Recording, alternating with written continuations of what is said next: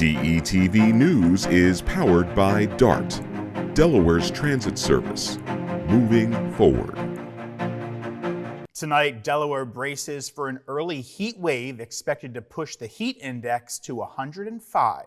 Plus, hospital charges will soon be reviewed by a new state government panel, and fire companies are in line for some financial relief from the state. We'll tell you about it. Those stories and much more coming up tonight on DETV News.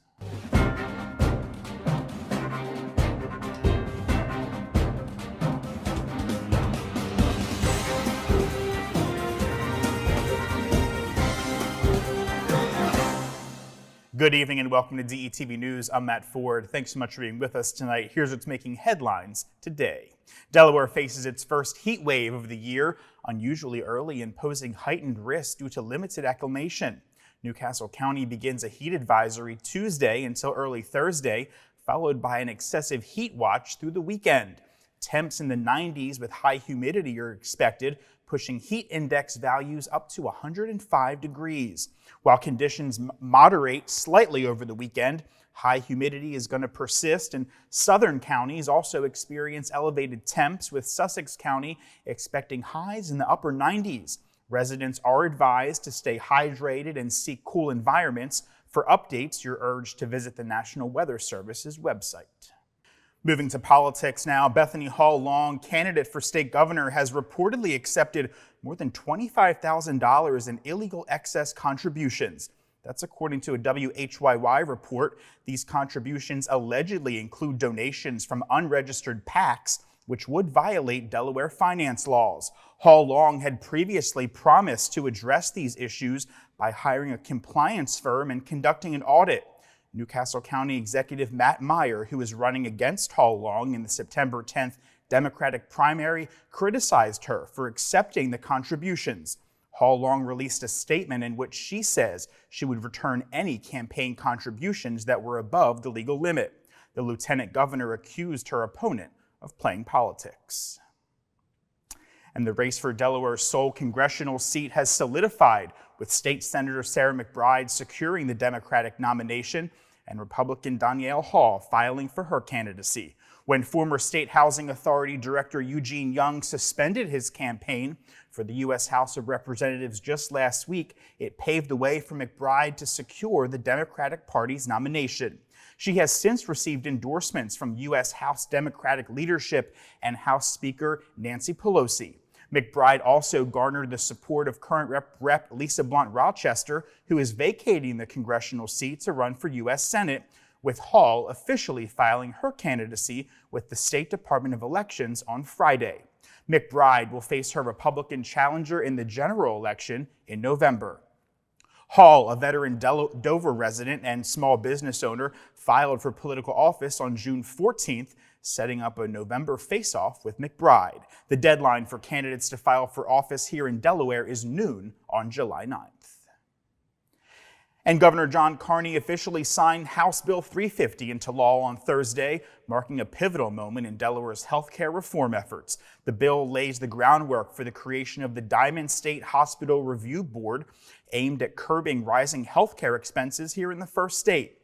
Initially met with resistance from hospital stakeholders concerned about potential financial impacts, the bill gained some momentum following negotiations between Democratic leadership and hospital representatives. Ultimately, the Delaware Healthcare Association, representing the state's nonprofit hospitals, adopted a neutral stance, facilitating its passage on May 21st. In a statement, Governor Carney emphasized the importance of controlling healthcare costs while ensuring quality and access. He credited the collaborative efforts with hospital systems, legislative leaders like Speaker Longhurst and Senator Townsend, as well as the Department of Health and Social Services, for advancing this legislation expected to benefit Delawareans statewide. To other news now, police are investigating a fatal motorcycle crash that claimed the life of a 32-year-old man. It happened Monday around 9 at night on East Newport Pike near Curtis Avenue. According to reports, a motorcycle was reportedly speeding behind a car when they collided. The passenger of the motorcycle, identified as a 32-year-old man from Wilmington, was pronounced dead on arrival at a local hospital. His identity is being withheld pending notification of his family. The motorcycle's operator, a 28-year-old Wilmington man, sustained critical injuries. Emergency responders also attended to the Toyota's driver. That's a 19-year-old woman, also from Wilmington. She reportedly suffered non-life-threatening injuries. And Newcastle County Police are actively investigating a reported sexual assault of a child. It reportedly happened last Thursday, June 13th, in the 30 block of Chestnut Street. The incident has prompted public appeal for information to aid in identifying a person of interest connected to the case. Detectives have released updated photographs, as you see here, depicting the person of interest in two distinct sets of clothing. Authorities are urging anyone with information to come forward and assist in this ongoing investigation. And a Smyrna High School teacher who was charged last week following a 4-month investigation into allegations of abuse reportedly called students, quote, retards, mentally challenged, and grabbed at least 2 students by their necks. That's according to court documents. 40-year-old Kanika Jackson was placed on leave when the claims were first raised back in February. She was charged with 3 counts of offensive touching last week. A LinkedIn profile of hers says that she teaches math at the high school. She has been with the district for nearly 15 years. Police were made aware of at least 1 incident involving Jackson back in early February when Smyrna High School's resource officer reportedly received a hotline report from the Delaware Division of Family Services. The report claimed that Jackson called students names and, quote, put her hands on the teens. Smyrna police began speaking to several students in Jackson's class who told police that if they didn't know the material, she would reportedly call them names and tell them that they were, quote, slow at math. According to court documents, when one student asked a question, Jackson wrapped her hand around her hair and pulled it. As police continued to investigate, they received an email that claimed Jackson referred to kids as, quote, dumb. It also said that she singled out one student in class, leaving the student nearly in tears. In other news, state police are investigating 2 armed robberies here in Newcastle County. The first one took place at the Royal Farms on Pulaski Highway in Newark around 3 in the morning. 2 employees noticed the store's camera system had stopped working before one saw a person at the register. Well, the suspect displayed a firearm and demanded some cash. The first employee handed over the cash while the second employee lay on the ground as ordered. The suspect fled and no injuries were reported. The suspect is described as a black male wearing a face mask. No surveillance footage is available at this time. Well, later that day, around 8 p.m., another robbery occurred at the Food Lion on Governor Prince Boulevard in Wilmington. A suspect dressed in a black robe reportedly approached an employee transferring money to a safe, sprayed them with pepper spray, and took cash before running off. The employee was treated at a hospital and released. Police are actively investigating both of these incidents. And a 24-year-old Middletown man is behind bars after a police pursuit ended in multiple felony charges. The incident unfolded Sunday shortly before 2:30 p.m. when a trooper assisting a disabled motorist near Salem Church Road and East Chestnut Hill Road witnessed a black Mazda disregard a red light. Despite activating emergency lights to signal the vehicle to stop, the Mazda sped up, initiating a pursuit. The pursuit traversed several streets in Newark, prompting the trooper to terminate the chase in consideration of public safety. Shortly thereafter, troopers in the area located the Mazda parked near an occupied residence on Montrose Drive, where a resident informed them that the suspect, identified as Jacob Singleton, had unlawfully entered their home and was hiding in their bathroom. Singleton resisted arrest upon discovery in the bathroom, resulting in injuries to one of the troopers. The injured trooper received medical attention for non-life-threatening injuries at a nearby hospital and was subsequently discharged following his arrest. Singleton was transported to Troop 6, where he was formally charged and later arraigned at Justice of the Peace Court. He is currently held at Howard R. Young Correctional Institution after failing to post a $13,300 cash bond. And state police are investigating a road rage incident that occurred Saturday night in the Smyrna area. Shortly before 10:30 p.m., a 30-year-old woman from Chester, Pennsylvania, was traveling northbound on State Route 1 in the right lane. A white SUV began reportedly drifting into her lane. Well, in an attempt to avoid a crash, the victim honked her horn and continued driving. Well, the driver of the SUV reportedly responded aggressively by tailgating her, paralleling her vehicle, flashing his high beams, and shouting obscenities from the window. As the vehicles continued up the road, the suspect briefly pulled onto the right shoulder, allowing the victim to pass them. Well, the suspect then re-entered the lane and fired shots at her before fleeing the scene near exit 119. Fortunately, no injuries have been reported in this incident. The suspect's vehicle is described as a white SUV that could possibly be a GMC Yukon. Anyone who may have witnessed this incident is urged to contact 302-365-8404. And in a show of commitment to climate action, members of the youth-led Sunrise Movement accepted plea deals following their February arrest at President Biden's 2024 campaign headquarters here in Wilmington. The protesters faced charges of criminal trespass and disorderly conduct, but opted to take the risk to highlight climate change issues. Maddie Young from Evanston, Illinois, expressed her resolve, stating, quote, "I couldn't imagine not doing anything," end quote. The plea deals involve probation, with the charges being removed from records upon completion. As climate disasters intensify, young activists demand more decisive action from the administration. Despite significant legislative efforts such as the Inflation Reduction Act, activists like Stevie O'Hallen argue that the more aggressive measures are necessary to address the climate crisis. And after years of financial strife, Delaware fire companies may soon get some relief. A new bill passed by the House will allow counties here in Delaware to impose a fee on properties to assist the state's struggling fire departments. The bill awaits Governor Carney's final sign-off, but isn't mandatory for counties. House Bill number 127 lets counties enforce a fire protection fee on properties excluding state-owned and tax-exempt properties. Funds collected will go into a separate account for local fire and ambulance services, with unpaid fees becoming property liens. Senate Republicans emphasize the need for financial support due to low volunteer numbers and rising demand. The bill, introduced last year by Representative Paul Bombach, passed the House in April and the Senate in June.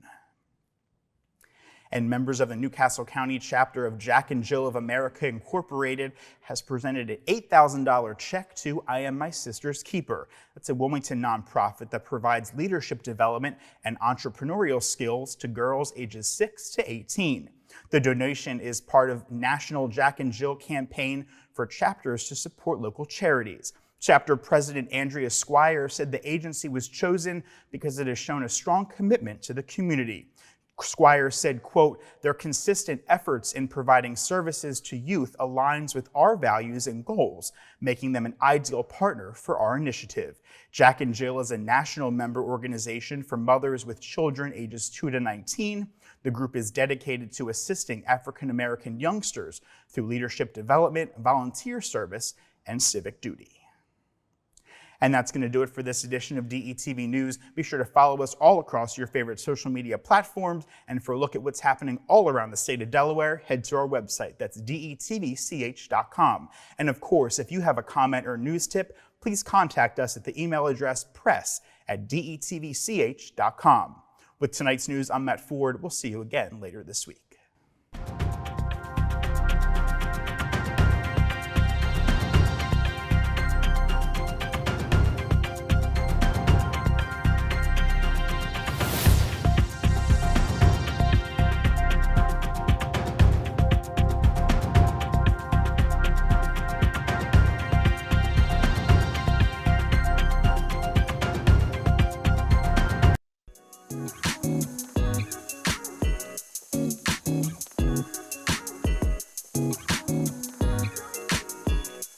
don't talk about prostate cancer enough, and it's the most diagnosed form of cancer and the second most common cause of cancer death among Black men in both Delaware and the United States. Approximately 1 in 8 men will be diagnosed with prostate cancer in their lifetime, but just by asking your healthcare provider if you should get a screening could help you detect prostate cancer early and save your life.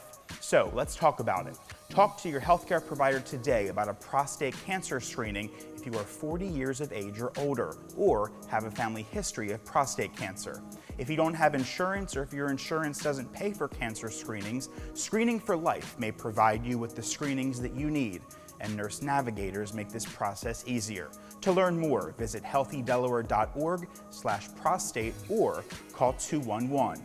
Ask your healthcare provider about a prostate cancer screening, and you're asking for so much more.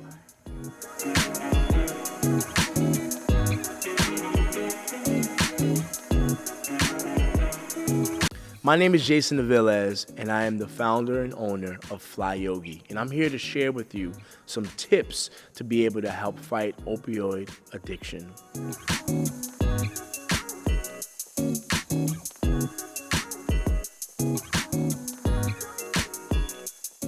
Opioid addiction is a real growing problem here in America, and I'm here to share with you some tips that you can be able to integrate into your everyday life to really fight against opioid addiction. One of the first things is redeveloping your mindset. One of the practices that I like to use daily is meditation. And what meditation does is it brings you clarity of mind, and it helps keep you grounded, and it improves your ability to make decisions that you are going to benefit from. A lot of the time we find that addiction is rooted in our mindset. It's rooted in how we think and how we perceive, and therefore how we act. So this is a really good way to help fight against that energy of addiction. The second thing is improving your lifestyle through diet and exercise. At the very root of addiction, there is substances within the body that's causing the addiction on a physical level. When we begin to introduce healthier foods, plant-based foods, we begin to remove and detox the substances that are in our body that's causing and attracting the addiction. So through incorporating more fresh fruits, vegetables, nuts, seeds, grains, and even drinking water on a daily basis, you're going to put your body in a state where it's going to be able to fight the root causes of these addictions. The second part is exercise. Exercise is good for mood. It's good for energy. It's good to increase vitality. It's good to get your heart pumping and get your blood flowing and get oxygen moving throughout the body. So through engaging in physical exercise, complemented by incorporating healthier foods, you're putting your body and your mind in a state where it does not want what's causing these things that are manifesting negatively in your life. So addiction can really be decreased by just incorporating a healthier lifestyle through diet and nutrition, exercise, and then also making sure that you're tackling the mind through mindset, through meditation.